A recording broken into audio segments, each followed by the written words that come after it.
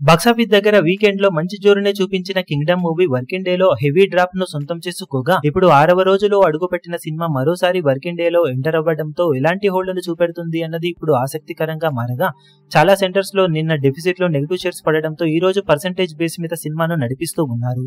కొన్ని చోట్ల థియేటర్స్ ను కూడా తగ్గించడంతో ఈ రోజు పర్వాలేదనిపించే విధంగా ఉంది. నిన్నటితో పోల్చితే డ్రాప్స్ కూడా కొంచెం తక్కువగానే ఉండటంతో బాక్సాఫీస్ దగ్గర ఈ రోజున సినిమా పర్వాలేదనిపించే విధంగా హోల్డ్ ను చూపించే అవకాశం కనిపిస్తూ ఉంది.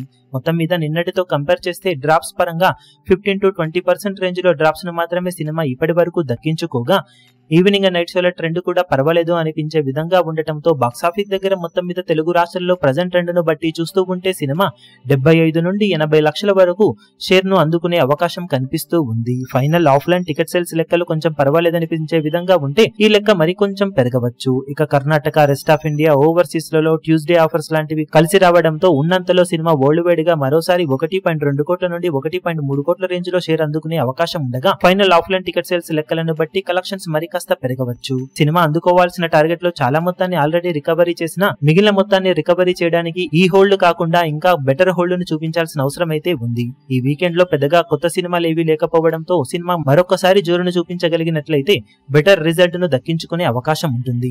ఇక టోటల్ గా 6 రోజులకు గాను సినిమా సాధించే కలెక్షన్ల వివరాలు ఏ విధంగా ఉంటాయో చూడాలి. ఈ వీడియో మీకు నచ్చినట్లయితే లైక్ చేయండి, షేర్ చేయండి, ఛానల్ ను సబ్స్క్రైబ్ చేయడం మాత్రం మరవకండి. ఏ చిన్న అప్డేట్ ను మిస్ అవ్వకూడదు అనుకుంటే బెల్ ఐకాన్ ను ప్రెస్ చేయండి.